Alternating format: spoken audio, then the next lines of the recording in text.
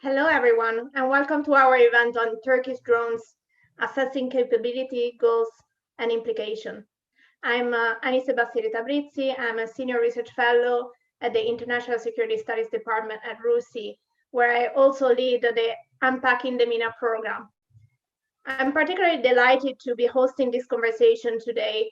Drones, in particular armed drones, have been a significant part of the program's research and activities. A few years back, we published a report and an interactive map showcasing the proliferation and use of armed drones by countries in the Middle East. And to this date, this remains one of the most comprehensive outlook on the topic when it comes to the Middle East region. I welcome you to check this report and the website at drones.rusi.org. Already in that study, which dates back to 2018, Turkey emerged as one of the most interesting countries when it comes to the usage and proliferation of drones. Together with Iran and Israel, Turkey is one of the countries that has a very advanced indigenous program, differently from other countries in the region which differently purchase these drones from China. Turkey also emerged as one of the countries for which drones most significantly affected its calculation and power projection in the region. Obviously, since the study took place, this trend has even increased further through Turkey's involvement in conflicts such as Nagorno-Karabakh, the East Med, and Libya, where drones have played a significant part. So talking about the usage of drones is very much something that is significant when it comes to Turkey. And it's very much linked also to the broader question about whether and how Turkey foreign policy is changing. Unpacking the MENA has had a webinar on this issue back in March. And the foreign policy of Turkey really is something that we are looking very closely, especially with our senior associate fellow, Zia Miral, who is going to chair this conversation. So all this to say that I think today's discussion is really timely, very important, and I really want to thank our partner, the Circle Foundation, for facilitating it. The Circle Foundation is an independent, non-partisan think tank. It's based in London, and it's dedicated to innovative studies on national, regional, and international issues concerning Turkey and the UK-Turkey relations. I want also to thank our chair, Zia Miral, and our speakers, which our chair will introduce, for what promises to be really a unique conversation on this issue, because we'll have perspective from the private sector as well as from experts within Turkey and beyond.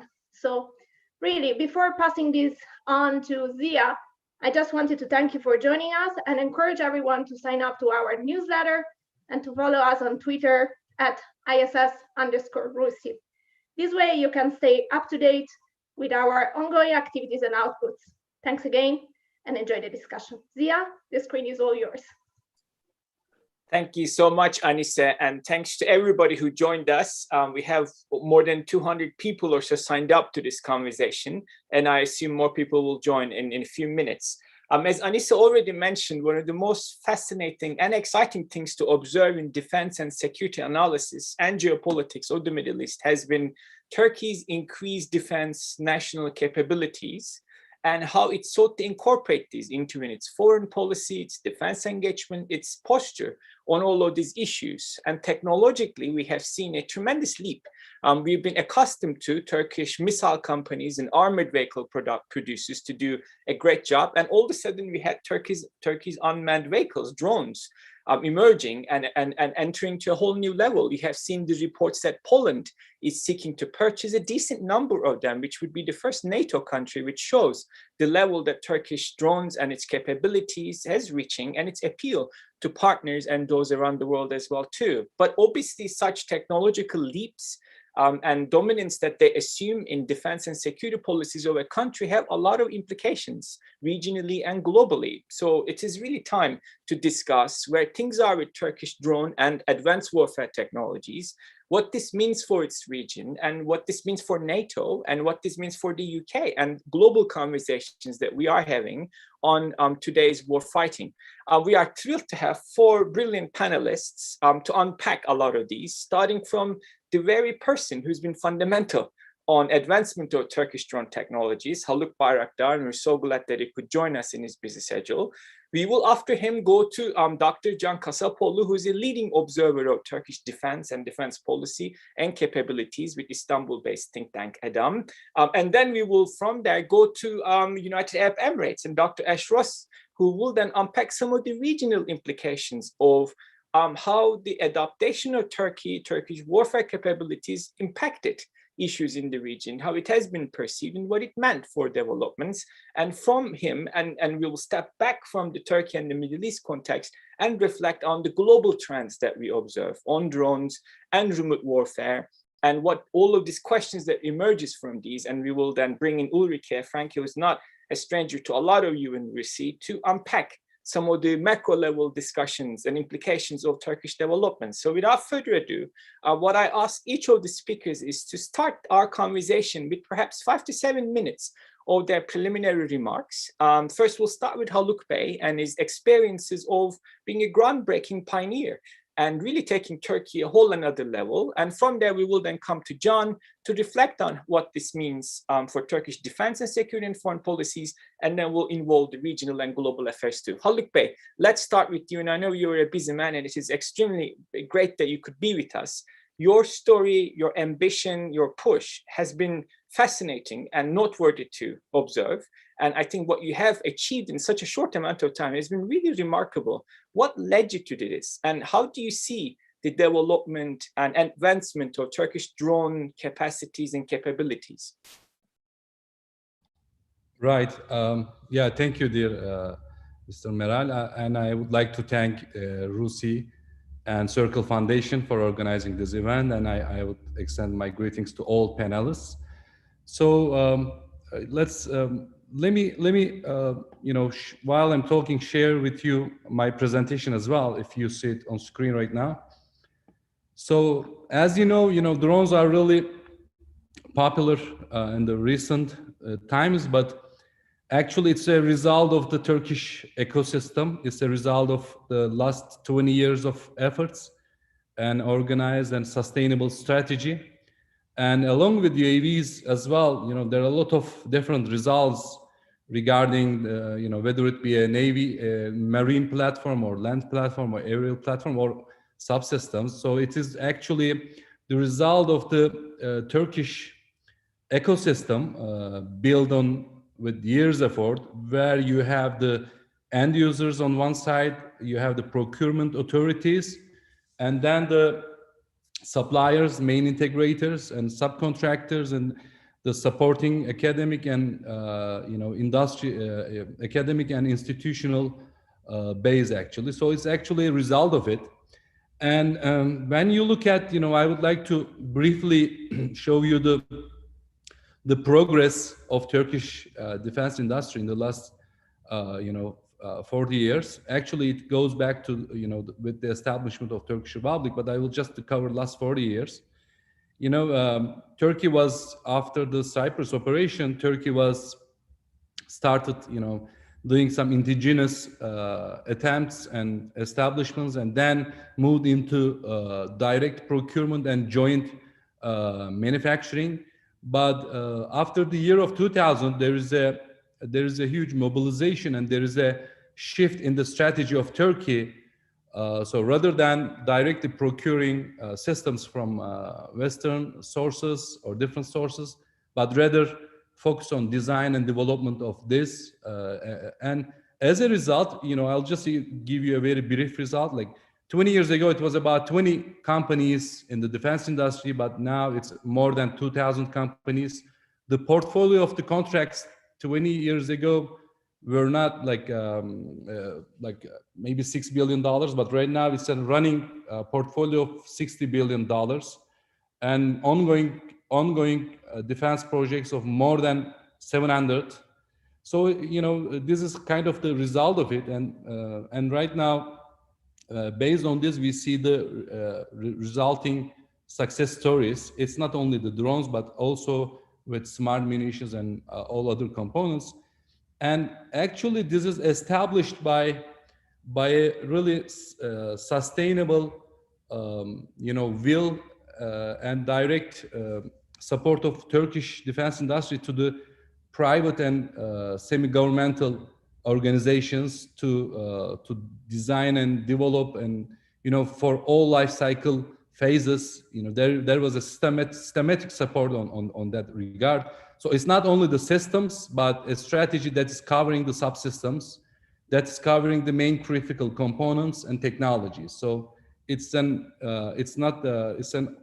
result of all these efforts. And while Turkey was doing this, it's very interesting. And the years between 1990s and 2000s, it was mostly direct procurement. And when you look at these years, it was about 4% of GDP were spent on military procurement. This statistics was taken from the CIPRI research, and even though you might think that investing in the research, prototyping, development might consume lots more resources of a country, but when you look at the numbers, it's not that way.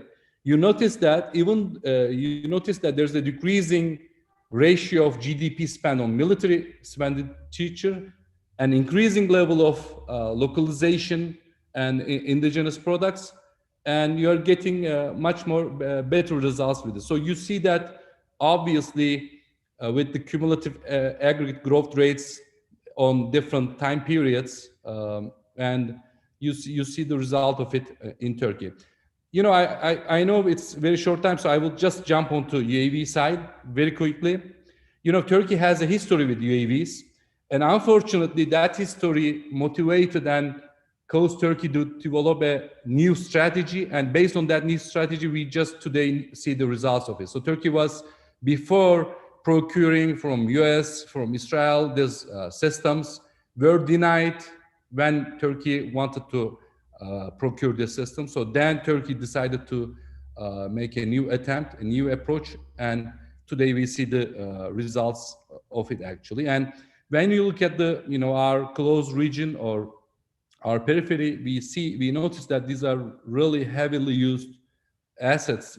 Unmanned systems are heavily used assets, as they can take risk, as they are really very active and game changer elements. So they are heavily used on our neighbors. Baykar, I'm a CEO of Baykar, and Baykar is a research and manufacturing company based in Istanbul. And in the last 20 years, we are investing heavily on just unmanned systems. And we started with small size products, and day by day, year by year, we moved on larger scale products, and we are moving on that way. So you kind of see the portfolio of elements, portfolio of platforms.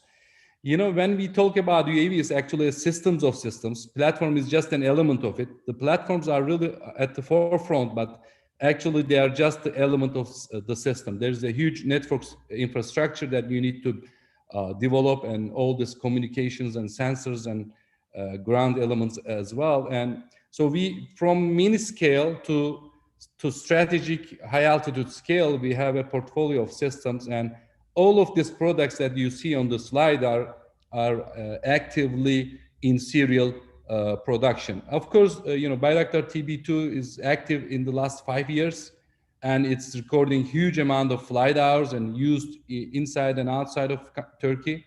And now we are as well with Akıncı, which is a strategic class platform, and which is in serial production as well. So when we look at Bayraktar TB2, it has been heavily used in the recent conflicts, and it is really a game changer and force multiplier platform, as it has a really, the performance to cost ratio of this performance divided by cost ratio is really very, very high. I will briefly maybe touch onto that. And also it's been heavily used, and it's been updated daily almost. So and the field and the environment that is being used is a very active environment. The dynamics are changing daily, so you really need to keep the systems up to date and be responsive and go on with your flights without any interruption. So that's really difference that makes Bayraktar TB2 actually this much attractive as a product.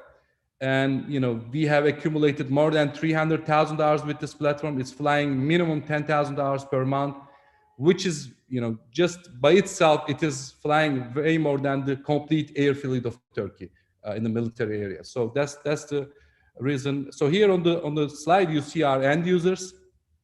It's been operational in all of these countries, and also in Turkey, also in civilian area. We are actively involved in firefighting activities and sea patrol activities as well, along with military use.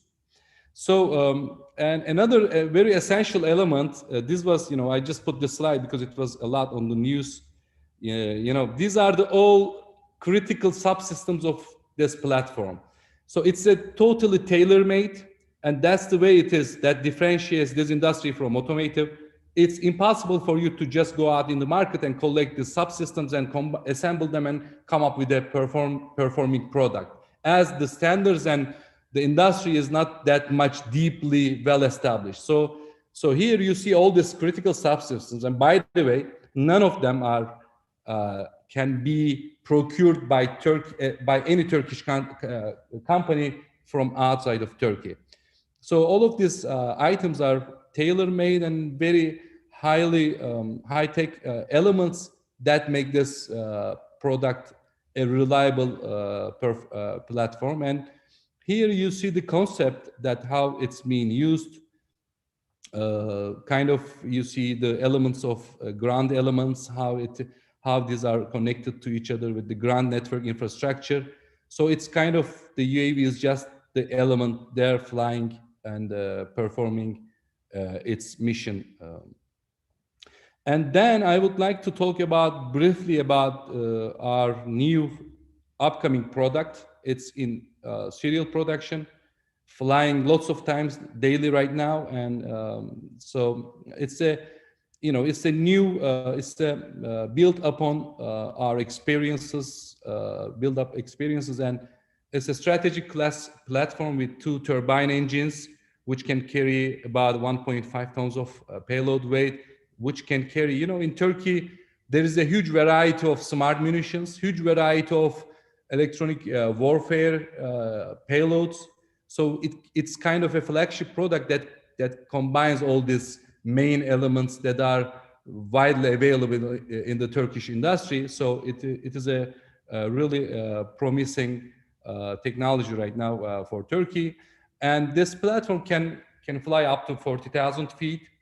And it has a more than triple redundancy, and it has artificial intelligence, about 4 artificial intelligence computers. I mean, it's such a sophisticated system that you need artificial intelligence to conduct and to make it to take it to a high level of reliability. That's a very critical element for us, and it is equipped with ISA radar and beyond line of sight capabilities. So, I would just point to your remarks, Mr. Meral, about, how this thing really, how these technologies are kind of game changers on the field. Actually, there's a cycle, the conditions of the field is changing daily.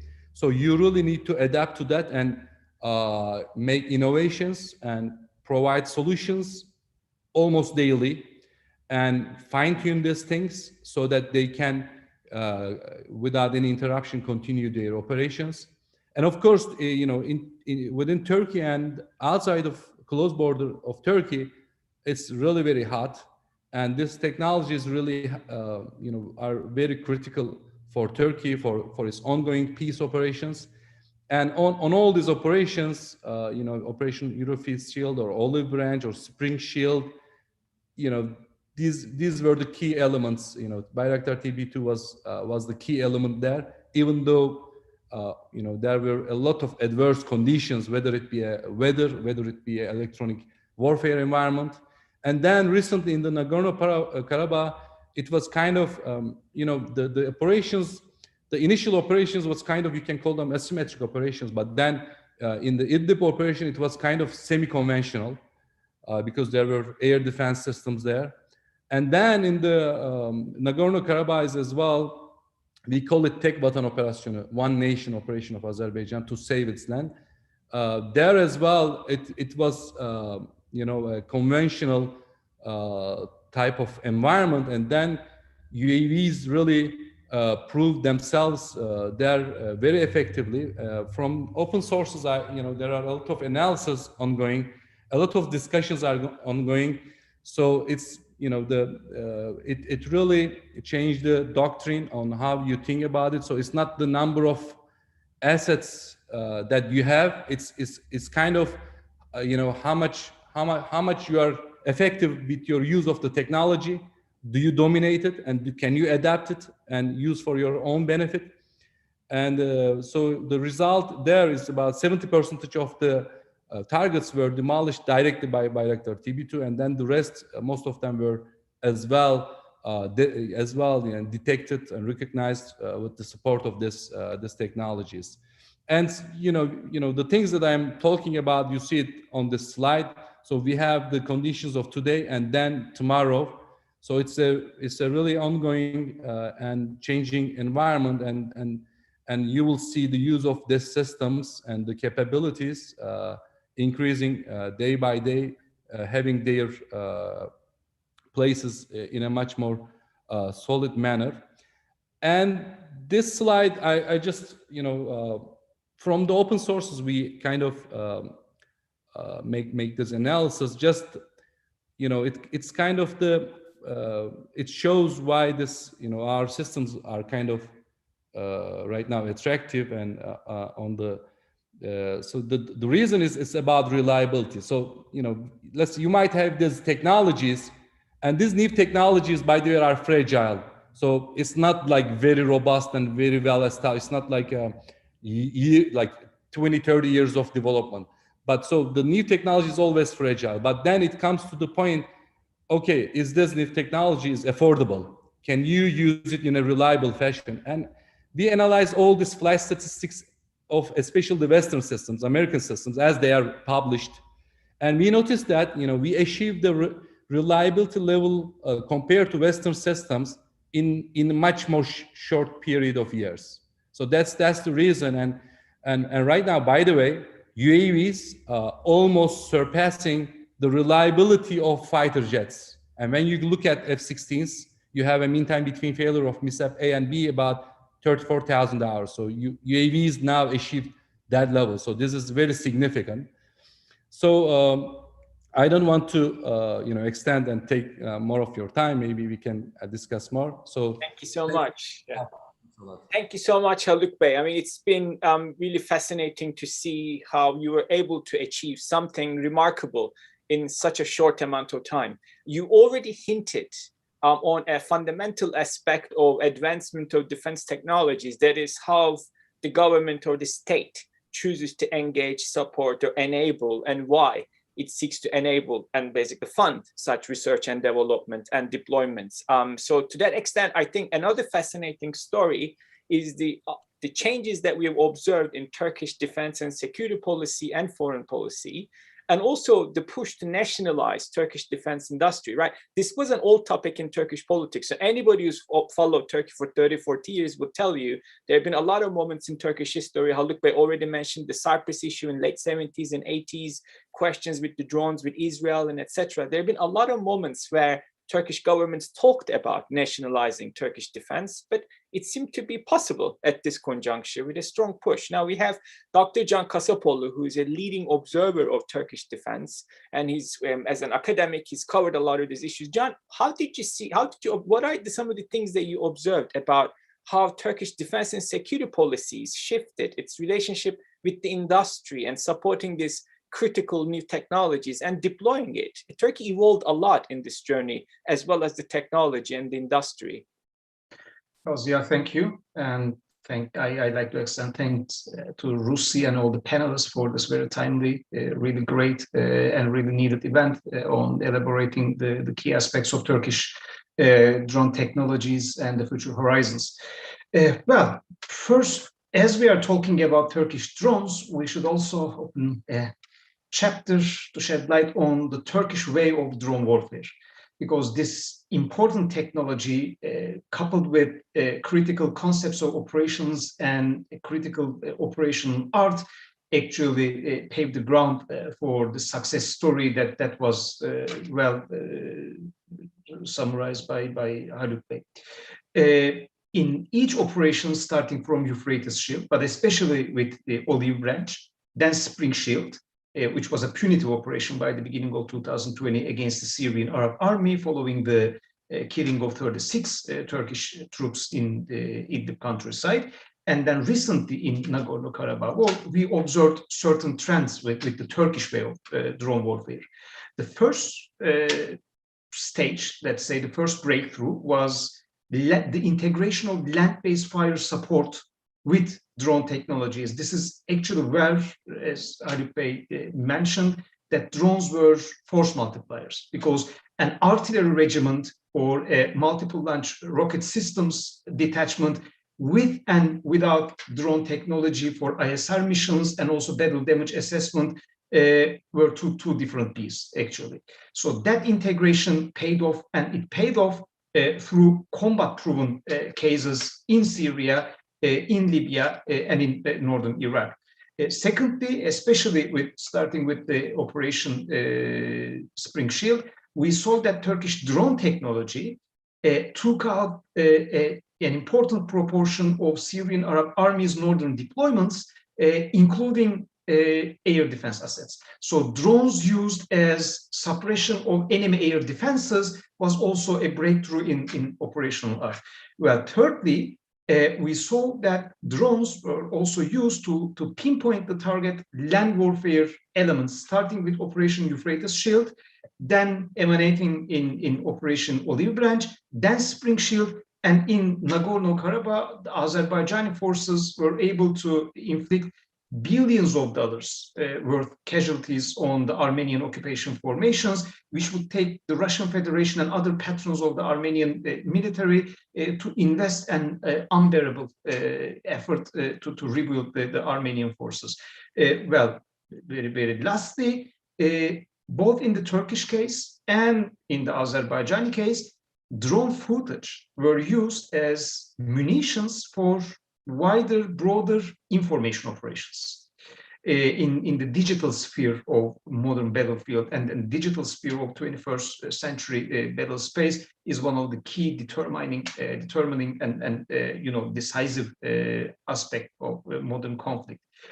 Well, it translated into military policy and foreign policy, as you rightly asked, in certain ways. First, in the Nagorno-Karabakh war, we saw that Turkey is not only selling drones, but also transferring concepts of operations, because in many ways, the Azerbaijani operational art followed the footsteps, even mimicked the footsteps in some ways, the Turkish operations in Syria, especially Operation Spring Shield, the punitive operation that I mentioned vis-a-vis the Syrian Arab Army, in terms of using drones as information operations assets. Check how the Azerbaijani Ministry of Defense Twitter account actually broadcasted live drone footage from the battleground to fight the Armenian political lexicon in the informational sphere, to use drones to take out the Armenian air defenses, so the Azerbaijani close air support platforms could come into play to support the Azerbaijani advance, but also using drones not only as force multipliers, but decisive weaponry to tilt the balance of the war in the battleground. I'm not saying that, the Turkish industry is not saying that only. Uzi Rubin, the founding father of the Israeli ator and other related air defense systems programs, he called that the Karabakh War was the first war that was won by unmanned aerial systems in air-ground operations. So concepts of operations transfers married to the weaponry transfer is the first and foremost aspect. I can say that Ankara translated this new technology and related concepts into its foreign policy agenda. Secondly, the Turkish military in the 21st century, especially in the 2020s, is a different beast when compared to 1990s and before. Now, as the Turkish doctrine order of battle, we are talking about an expeditionary posture. When I call Turkish armed forces, I also have to include in that broader framework the contingents in Syria, Libya, Somalia, the Horn of Africa, Qatar, the Gulf, the Balkans, Cyprus, East Med, so on. So drones, both by minimizing casualties and also compensating for actually forward deploying personnel in high-risk areas, is an integral part of Turkey's new expeditionary military posture. Yet another important aspect that Turkey translates this new technology into military and security policy is counterterrorism operations. So apart from many aspects that pertain to area control, that Turkey needed brigade-sized formations once upon a time, actually Turkey runs a pinpoint targeted killing program within its counterterrorism operations framework, where recently Sofi Nurettin, a critical conduit between the Syrian Ba'ath regime and its Mukhabarat and the PKK terrorist organization, and one of the founder figures of the terrorist organization's build-up in northern Syria, was killed by a joint operation by the Turkish intelligence and the Turkish armed forces beyond Turkey's borders. So that also was enabled by Turkey's drone technology, and this is not a sporadic event. Turkey systematically takes out the terrorist ringleaders of PKK, and this is something enabled by drone operations. If we a little bit zoom out from military policy and come to high politics and foreign policy decision making, we also see three points shining bright in Ankara's view of drone technologies, robotic warfare, and how to navigate through the new, say, landscape of the 21st century defense technologies. The first is the defense economics aspects, of course. Drone sales are, yes, they are lucrative things. They worth millions of dollars for Turkey right now, but they are also strategic asset. Turkey is selling drones to Ukraine at a time when the Ukrainian military is running anti-terrorism operations in the eastern part of the country, is actually practically more than, you know, its cost bill. It is more than what it's worth on the signed contract. Turkey is the one and only NATO nation that provides such capability to the Ukrainian military. Likewise, looking at the Polish acquisition very recently, it is the Turkish defense industry that looms large as the one and only NATO ecosystem that provides the Polish military with such capability and with a future horizon. Because keep in mind that every single nation that procured Bayraktar TB2 is a natural candidate for Akıncı exports also. And every single nation that's going to procure Akıncı in the foreseeable future will be a natural candidate for Turkey's next up co-developed with the Ukrainian technology turbojet unmanned aerial system. So this defense economics as a foreign policy tool to enter foreign weapons market with strategic systems is really important. But the second point that I like to mention is that with this combat-proven capability, the Turkish armed forces and Turkish political decision makers are equipped with an asset that I wouldn't say motivate them, but enables them to push the military option button in high-risk areas. So think about the Turkish military without drone capability and think that and assume that Operation Spring Shield had to be run without any unmanned systems operating in Syrian skies. We all know that a downed and captured pilot from the Russian Sukhoi 24 incident, from the Jordanian operations against ISIS, from the Syrian Arab Air Force, is not only a casualty, but is also a political hostage in the hostile territory. So it is actually compensating for manned aircraft in hostile airspace. And last point, which I'm going to stop here and leave the stage for other colleagues of mine. Actually, the future horizons of Turkish defense industry is also encouraging, I think, Turkish political decision makers for more aspirant, for more ambitious national defense strategies. Akıncı recently, if I'm mistaken, Arif Bey can just correct, Akıncı just completed test fires with MAMTI, a much heavier munition than MAM-L that was used by Bayraktar TB2.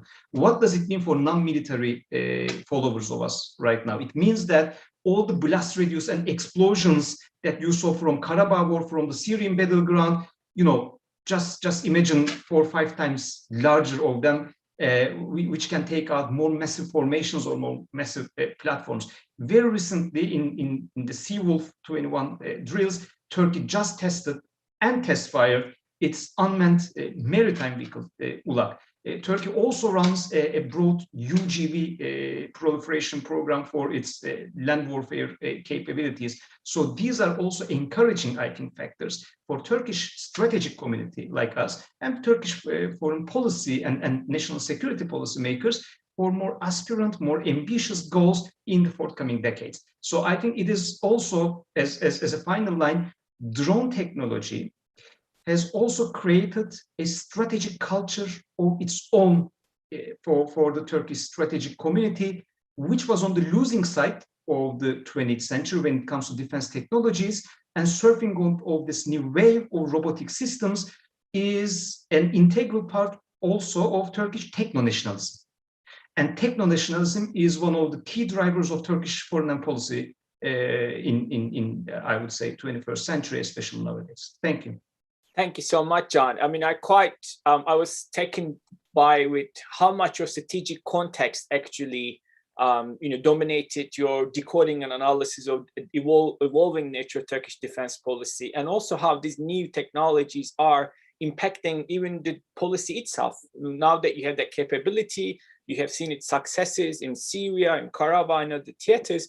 Obviously, that's going to alter how we approach problems and crises and what you think is possible and available. And that is going to be a really important question for us. But now I want to turn to Ash, who's based at the Khalifa University in Abu Dhabi, because as both Haluk and John mentioned, this is not just simply a conversation on defense technology. This has huge strategic implications for the region and for NATO, for us, for the UK, and etc. But Ash, from a perspective of states in the Middle East, where you are based and you observe a lot of it, and you had a career that spanned across the region, you worked in defense and security issues. What are some of the key implications of this that you observed from outside of Turkey? Obviously, with Haluk and with John, we heard the Turkish perspective and the Turkish story and increasing strategic framework. But from your perspective, as somebody who's observed Turkey in other countries in the region from a defense and security perspective, what has changed for them in Turkey's renewed capabilities and assertion and very effective use of them? And what do you see the implications of this would be for its immediate region? Thanks, Ziya Bey, and thanks for the preceding speakers and for Rusi and for inviting me to this event. I can't speak for any of the governments or countries in the region in particular, so I can only give some general impressions based on my previous experience and time in the region. Look, clearly, there is a belief, a perception, and no small amount of resignation that Turkey has emerged as a major drone power in the region. This stems not just from, although I'll talk about this in a little bit, the operational use of drones, but the fact that they are indigenously designed and locally built is very significant in a regional context, and particularly for some of Turkey's erstwhile rivals in the region, that they are able to both pursue this, as Haluk Bey talked about, this systemic effort in a particular and important critical technology area, and reach a very successful conclusion with that strategic effort. So that's been met with some resignation in the region amongst Turkey's rivals, as I said. What I would say is I don't think there's a great deal of nuance in the assessments about what Turkey has actually done and achieved. And John Bey just then laid it all out and provided some of that nuance and that operational nuance.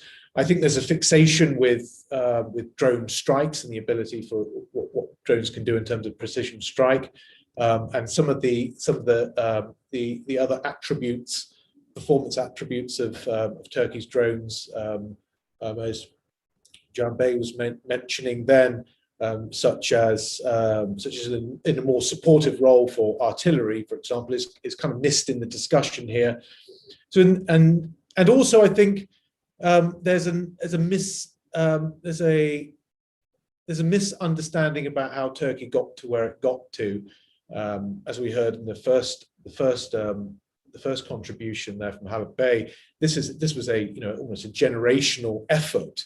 This is not something that could be achieved in a short time. So I think there was some surprise in Turkey's rapid elevation into being a drone power, but a lack of context about how long it actually took to get there. And actually the real effort that if you want to become a leader in a particular technology area, quite the effort that needs to go into that. It's not a quick fix.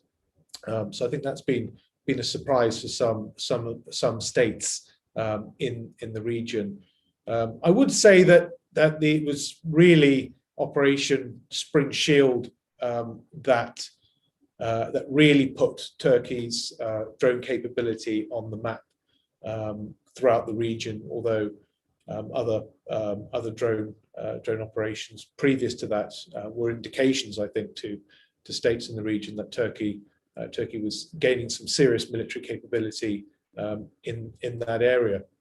But really Spring Shield, and then following that, the events in Libya against the Libyan National Army, and then following that, Nagorno-Karabakh. I think there was a sequence of successful usage of drones. Although, as I say, I think the understanding of what drones were actually doing in those conflicts were lacking adequate nuance and a fixation around their ability to strike armor, for example, whereas actually their contribution in other areas was quite important.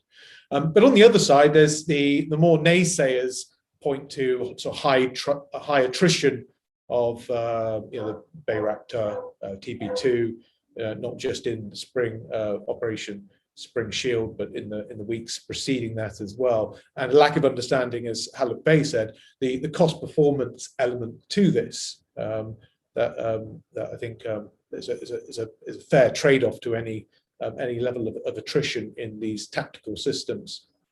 And there's another side to this which sort of moves away from kind of the material element, and that is the prestige, I think, that Turkey has acquired through a successful indigenous drone capability. The status and prestige that Turkey's derived from that is seen as, I wouldn't say there's jealousy about it, but certainly instead of a sort of soft power tool of Turkish soap operas, there's a very much a hard power status element that Turkey has derived from demonstrating both capable locally designed and built indigenous systems that are both proven on the battlefield, and clearly other states want to purchase and buy these systems.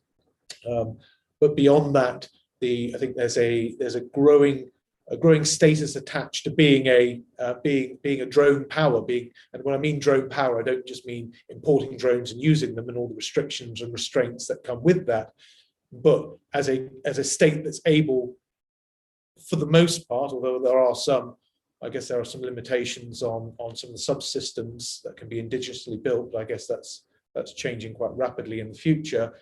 A drone power that's able to both build and use their own systems, and there's a status and prestige that comes with that, and those that aren't able to do that have a loss of status and prestige in the region. I think that's quite an important element.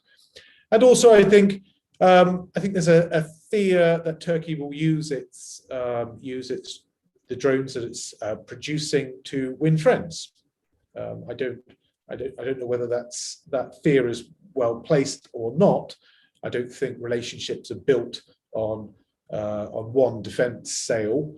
I don't think that's the cornerstone of any relationship, but it can be an important element. And I think drones may be an important part of building up Turkey's relations with other states. It's non-negligible. I think it's non-trivial. I think there's a fear that Turkey will be able to build up relationships with states at the disadvantage of other states in this region. But on the other hand, a gentle thawing of some of relations between Turkey and some of the GCC states may actually open up Turkish drones to regional customers. So it may go the other way as well. That's my perception from the region. Thank you so much, Ash. I mean, I quite actually appreciated your point about how these capabilities provide a country a global prestige and a standing beyond its immediate region, right? It's almost like, the thresholds that have been reached with 5th generation jet. You enter a new league now, or even nuclear arms and other technological leaps that we observed in or when the tanks emerged from horse cavalry to the tanks. This is another industrial leap. And we are thrilled to have Ulrike Franke with us, who's from the European Council of Foreign Relations, who have observed this phenomenon globally and both the possibilities and the weaknesses and the shortcomings of actually giving drones and drone technology such an important place in today's and tomorrow's warfare. Ulrike, when you listen to these conversations on how Turkish experience have evolved and developed both technologically, both in terms of defense and security policy, and then what it meant for regional actors, what are your perceptions and thoughts on where Turkey fits in the global picture, right? So this is not just Turkey pursuing this, and Turkey's learning lessons on so many fronts, which are already established, and some countries are already facing limitations of drone and remote warfare capabilities, right? Do you solve everything by drones? What can you solve by drones? What are the implications that emerge from these? Before Ulrike starts answering them, your questions are coming from the Q&A function. Please keep sending them. And I know Haluk Bey is answering some of you, which is great. So what I'll do is I'll read some of the key questions and bring them together and open it up for all of the group to discuss. Hopefully we'll have 30 minutes or so after Ulrike to unpack some of these and have a conversation among the panelists. But do keep writing your questions, and our speakers might answer you directly as well. Or if not, I will read them and we will discuss them together. Ulrike. Thanks a lot, Sia, and good afternoon from London. Thanks so much for having me in this great discussion. And I already learned a lot, and there were a lot of great points that I would love to pick up on in the Q&A. So I'm not here as an expert on Turkish drones, as most of the other panelists are, but indeed as someone who has kind of observed the development of drones and global drone proliferation over the last, well, at least 10 years or so. And so I wanted to make kind of 3 brief points on where I see Turkey's position in the global market, in Europe, and also within NATO. And so I guess the first point I want to make, and this has already come through, I guess, in the presentations that we heard so far, but I think it's worth underlining, is that Turkey really has become an important player in the global drone market. And this is actually quite striking, because when you look at the global drone market, there are basically 4 states that really matter on drone development and drone export. First of all, the United States and Israel. And these 2 really have been leading for decades and had a de facto monopoly on advanced and especially armed drones for, let's say, a good decade or so. And then China and Turkey. And these are really the new kids on the block, not so new anymore, I guess. But what's interesting about both China and Turkey is that both of them have had a significant impact on drone proliferation, because they were willing and are willing to export drones. Because when it was just the United States and Israel, they really had a de facto monopoly on the larger sophisticated systems and on armed drones. And they were the ones who basically decided who could get armed drones in the world. And incidentally, they decided it would be very few actors. The US basically only exported to the UK. We're in discussion with a few other NATO countries, but that never really amounted to much. And similarly in Israel. And it is really this monopoly and this reticence to export that motivated armed drones development elsewhere, including in Turkey, as we heard earlier. And since drones, maybe contrary to, say, nuclear weapons, aren't that difficult to produce. I mean, it's not easy, but it is still doable by mid-sized powers. Certainly, several countries managed to do so by investing quite a bit and by putting their mind to it in the way that Turkey did. And so now, as I said, China and Turkey really have become important drone exporters. I haven't checked all the exports that Turkey has done, but it was already mentioned, Turkey has exported drones to Ukraine, Qatar, Tunisia, Azerbaijan, and then very recently, as has been mentioned, it has announced that it is exporting armed drones to Poland as the very first NATO country, other NATO country. And what I found also quite interesting in this context is that there have been all of these reports about Turkey, for example, wanting to develop a supersonic drone, that it wants to have the first unmanned fighter jet by 2023. Some of these things may be, announcement, aspirations, plans, and this may not necessarily happen or in this time frame, but it kind of shows Turkey's place and Turkey's ambition. And I would say, looking at this with a European mindset, this is to some extent slightly embarrassing to the other Europeans. Because, the Europeans really have been trying or wanting to develop armed drones, and this development has stalled for a number of reasons. It's not so much that they really want to and cannot, but they haven't managed to. And Turkey has definitely showed that, a mid-sized power, if it puts its mind and its money to it, can develop, very sophisticated armed drones. So yeah, from a European point of view, bit embarrassing, I would say.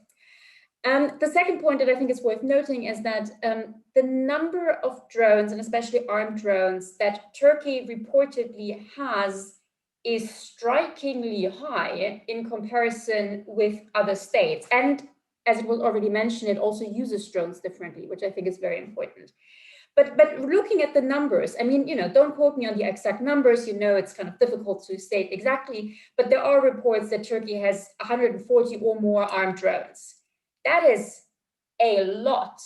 And when you think about this, I don't know to what extent the people listening here know this, but the UK uses 10 armed drones. Germany has been discussing whether or not to lease 5 armed drones for 10 years. So well over 100 is really huge in comparison. I couldn't quite find the Israeli numbers. I think they are lower, although maybe similar.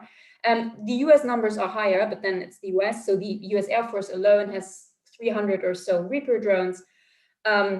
But you can kind of see, where Turkey fits in there, and this is quite striking. Plus, Turkey has loitering munition, and to me, this really shows a few things. I mean, number one, Turkey definitely put its money and effort in drones in a way that other states just did not. Number two, armed drones clearly fit the kind of operations that Turkey is doing and wants to do, and we've already heard about Syria and others. And then number three, Turkey, I think, is quite leading in its new ways of using drones in this kind of conventional operations in combination with land systems, in combination with artillery. This is quite different from, for instance, the US and the UK use of drones in areas where it has full air dominance, where drones are kind of the main asset, all these type of things. So that's I think, worth noting. And then the kind of final and third point is a bit more political. I think what's worth noting is that the Turkish drone development has definitely taken place against the backdrop of the Turkish alienation from NATO. I mean, no one here, I guess, is surprised when I point out that relations between Turkey and many, if not all, of the NATO states have been difficult, and we've seen, you know, the NATO summit in December 2020 that was pretty disastrous. And of course, the biggest issues here have been the acquisition of the S-400 air systems from air defense systems from Russia, and the conflict in the Mediterranean with Greece, and to some extent also France. But I actually think that the Turkish drone development fits in here quite a bit, or has developed against this background. How so? I mean, number one, the impetus for Turkey to become such a big drone player was, as has now been said several times, that it couldn't get drones from others, including, you know, NATO member and NATO partner United States. Again, you know, this wasn't only a Turkish problem, but still. I also think that national pride and, as it was said, prestige really matters here, because Turkey wanted to show that it could be a leading drone producer. And I think what fits in here quite perfectly is the recent announcement that Turkey is kind of thinking about using armed drones on Turkey's future landing helicopter dock instead of F-35.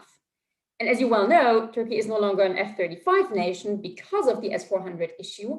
And so there is this element, I think, this kind of signaling to NATO saying, you know what, we can do this by ourselves differently.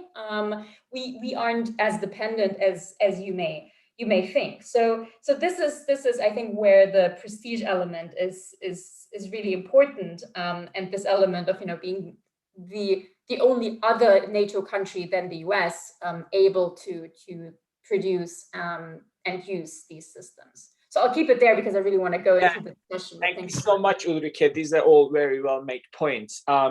So there are a few questions that are coming, and I know Haluk is engaging with some of you directly, but the 2-3 or questions kind of touched on the strategic implications of both the export of the product, but also the import of technologies and technology sharing and etc. There's been a question on whether or not Turkey was talking to Saudi Arabia, and we've already mentioned the fact that Poland is now purchasing drones. Ukraine case is there, and also Ash, you mentioned that if there was some sort of easing of Turkey, GCC, the Gulf Cooperation Council kind of countries relationship, there could actually very well be more interest on Turkish defense technology in the Gulf region.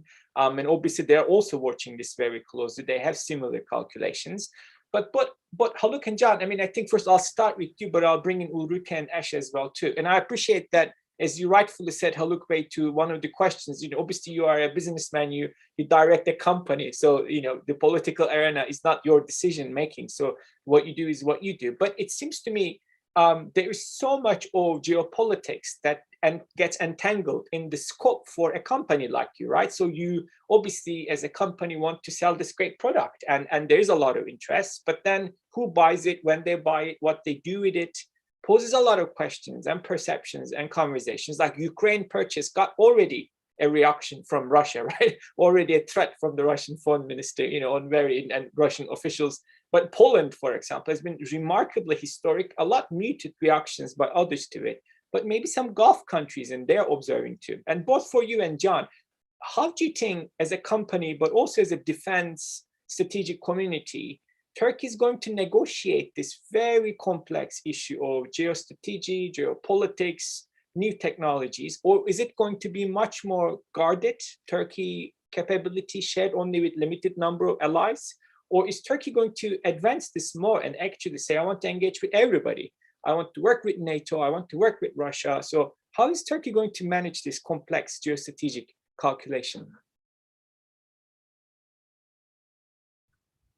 So I think, you know, as you say, the export of this technology is actually kind of creates a strategic bond between countries as well, as it's really very high tech. For Ukraine example, I could say countries like US, China, Israel denied to sell Ukraine armed UAVs due to, I don't know what type of concerns, but Turkey was the only country to accept to sell Ukraine this technology, and we as well buy our Akıncı drones turbine engines from Ukraine. So it's a complementary relationship. It's a relationship between two friendly countries, and which both sides benefit from that cooperation.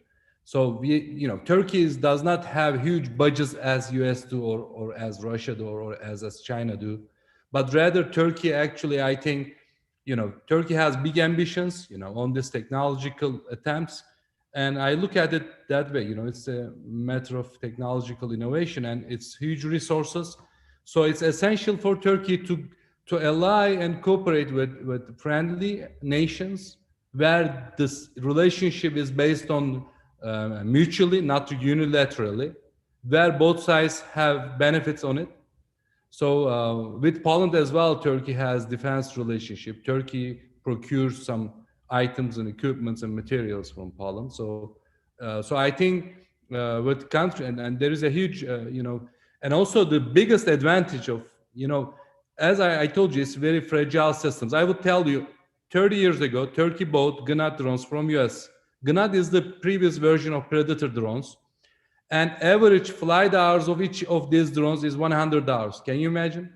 You pay millions of dollars and you fly them on average 100 hours before scrap. So this is beyond, so the thing is, if you really don't have the means to sustain the systems from logistics or development, if you cannot establish that cycle, you can't benefit from these systems. And so wherever Turkey builds a relationship, whether it be Ukraine or Poland or Azerbaijan or with Qatar or other countries, we don't build a one-sided relationship. These are totally software-based, sophisticated systems, millions of codes in it, and they're embedded. Even one line of code can make them be not available for use for that nation if it's one-sided. You don't know what's inside. So you shall be open and cooperative while establishing these relationships. And of course, it's not like, there is all sorts of export licensing applications. There are some filters, and they look at the use and how it's being benefited. So this is I think, I get it that way. And the other thing also I would love to mention, and this is, I think, critical and misunderstood. I think it's based on some perceptions about drones that are based on, some Western news, I don't know, on different countries. Turkey is using this technology in a very delicate way. I would give you an example with Operation Olive Branch. You cannot show and everything is on the media, on the YouTube or social media. There is no single evidence, event that Turkey attempted to designate civilians. Drones give you the potential to differentiate between the terrorist and a civilian very clearly, very clear. If you don't have that technology, imagine you are firing to the blind, in a blind way, and it's very risky. And it's not precise. I mean, this technology, with this drones, you can now, with laser-guided missiles, within centimeters accuracy you have. So this gives you the advantage of eliminating collateral damage totally. And there is no single incident that I am aware that Turkey used this. Turkey is so delicate that they eliminate total collateral damage. If there was a single evidence, it would be big time on the world media against Turkey on this current, condition actually. So I think this is that side is also very sensitive, but drones really gives you the advantage to, have a clear image of the field. So that's my brief view on it. Thank you. John? Thank you, Ziya. Well, actually, that's a great question, because that question is pertaining to a very, niche area. Turkey has been a weapons importer for decades. It had an important military power. It its military power actually changed many, say, tricky balances on the battleground, starting from 1974 Cyprus intervention through the cross-border operations of the 1990s. Yet Turkey as a weapons exporter country, not only a weapons of exporter country, Turkey as a critical game changer weaponry exporting country is a new thing for us. So I think we are more than, you know, determining a policy priority on that. We are learning from the government's steps, and I think also the Turkish government is trying to decide what kind of weapons exporter Turkey wants to be, alongside with the industry. So in this respect, I think we got two categorical problems to address. One is tech sharing, technology sharing. Haluk Bey mentioned something very rightly, and he gave a very telling example. He mentioned that Turkey is a mid-sized economy. We don't have much money to just like go and buy whatever we need in terms of subsystems and technologies. And secondly, because of the geopolitical sensibilities that you have mentioned, Turkey had lots of hardships when it comes to receiving technology. So I think when it comes to technology sharing, mutual beneficial relationships will shape Turkey's willingness, if you like, to share its critical drone technology. Ukraine looms large as a very illuminating example in this respect. Based on the Soviet cumulative know-how, Ukraine, especially when it comes to aerospace engine and aerospace power packs, has a lot to offer to Turkish defense industries. Baytaris is one of the key actors benefiting from the Ukrainian know-how in this segment. And also Ukraine is benefiting from Turkish drone warfare know-how. So I think when it comes to tech sharing, Turkey would go for mutual beneficial relationships like it has been developing with Ukraine. When it comes to off-the-shelf sales, I think Turkey wouldn't want to be something like China, that your drones and systems would end up in third parties like unmanned groups like the Lebanese Hezbollah through sales to Iran.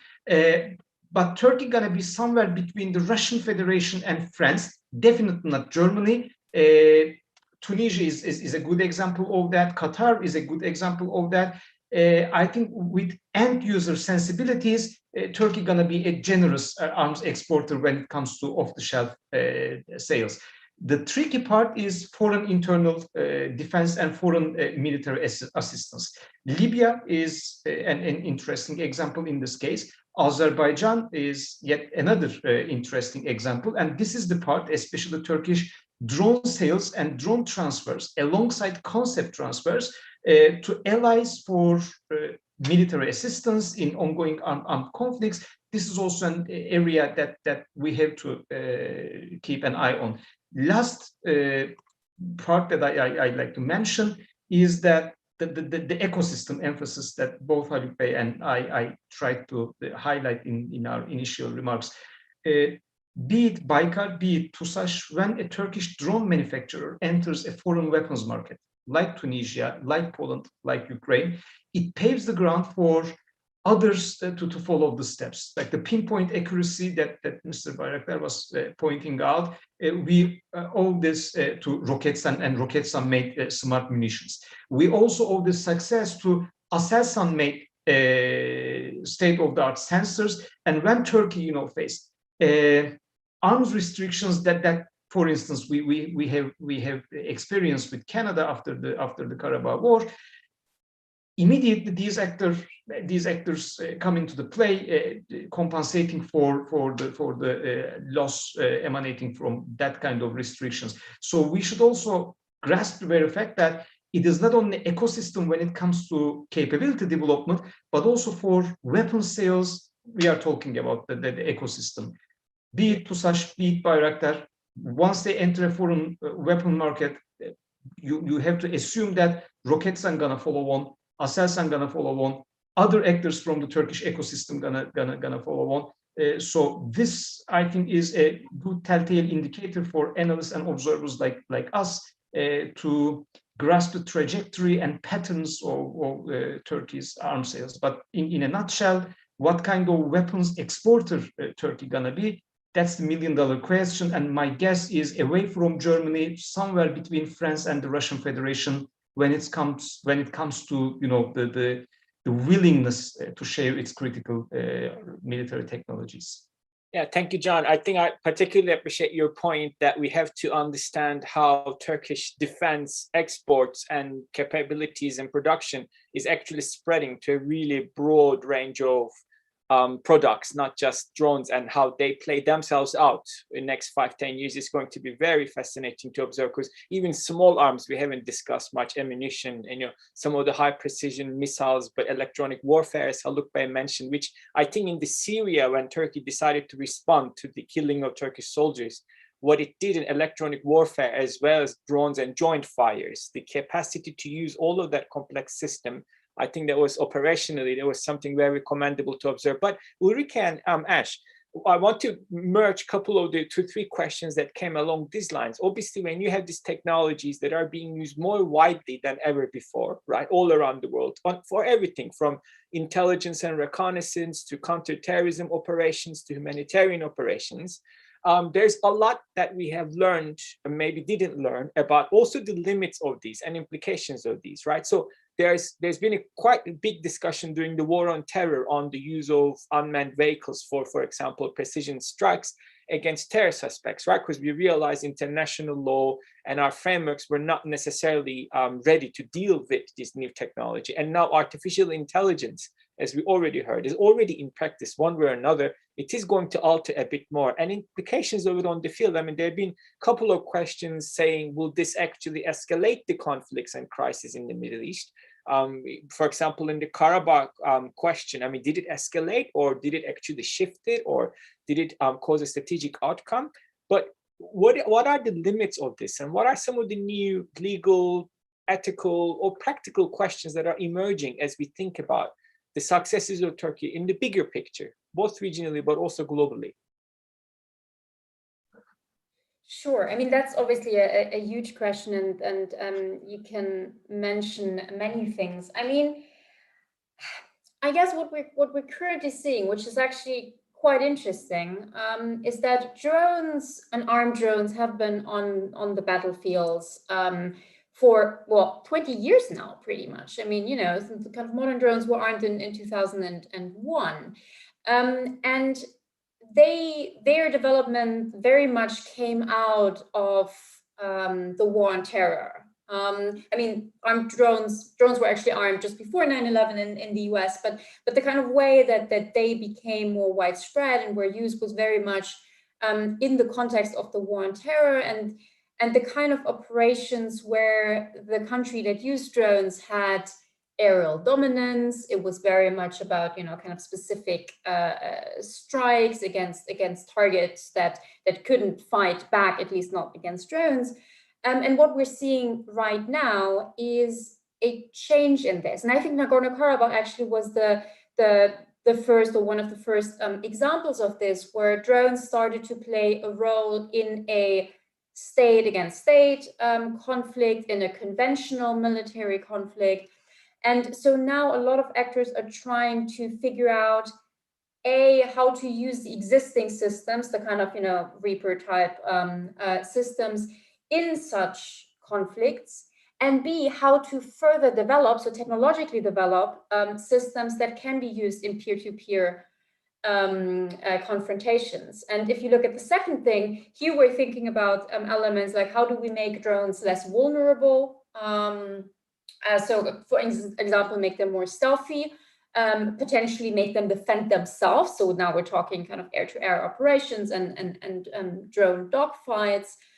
And yeah, so I guess the question really is for a number of countries whether they can manage to develop drones in a way that they become or remain useful in these future operations. And it strikes me that that's something that the US is definitely doing, and we see a lot about kind of updating and modernizing the Reaper, for example, with AI and autonomy. Autonomy is another development. But also indeed in Turkey. I mean, statements such as we may want to use this system on an aircraft carrier, or kind of helicopter carrier. This is a new way of using drones and thinking beyond the Afghanistan, Pakistan operation. So I think that's, yeah, that I would flag that the increasing use of artificial intelligence and autonomy, I think, is a big one in this context.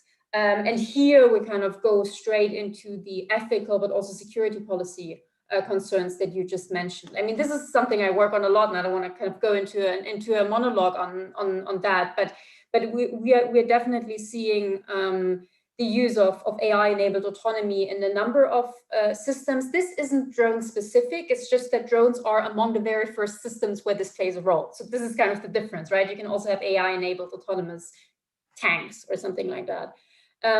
But this is definitely where we I think maybe had it, and there are ethical considerations about, you know, autonomous systems taking decisions over life and death, which are highly controversial. But there are also security policy concerns about, you know, unwanted escalation, so-called flash wars, arms races, and that kind of thing that I am looking at.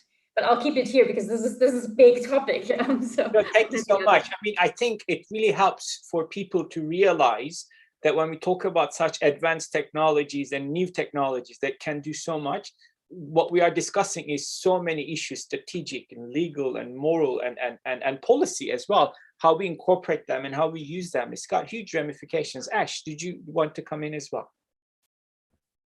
Yeah, sure. And just to follow on from that, there's almost a dozen ways, I was just quickly jotting down, that you could start to go down different paths with this. So I have to limit it really, and maybe just offer a reflection from the neighborhood here and say that you know, AI and autonomy is very much seen less from a less ethically problematic and more from a or very much more from a positive standpoint in terms of security gains that can be made through the use of AI, in contrast, say, to discussions in Europe, for example. I think that's that goes without saying.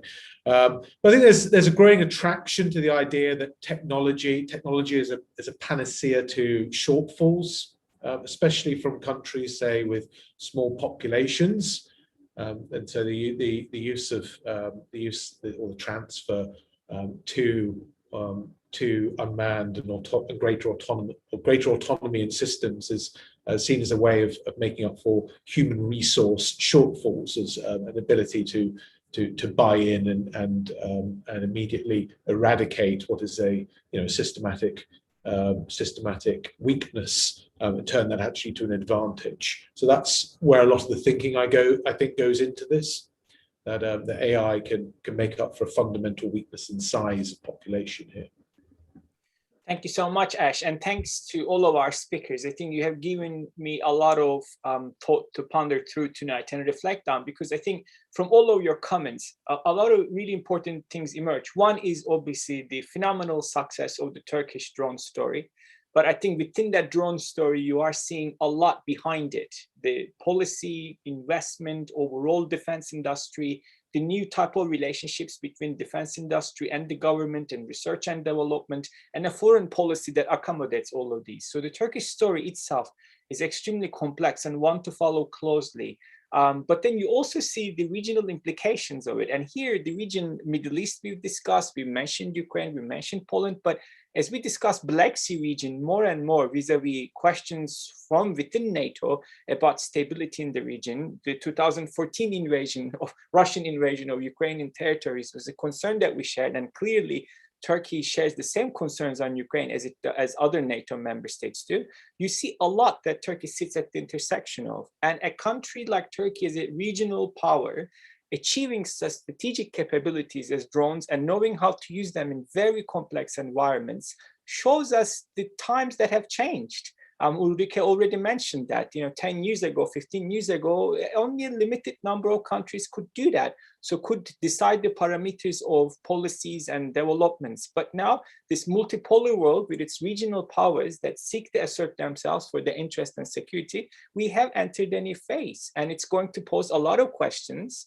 Operationally, how will these things play out? Where will they go next in terms of technology and use? Ethically, what are the implications of remote war fighting on populations that live in those spaces, but also how it impacts policymakers and the options that they see? Ethically, legally, and strategically.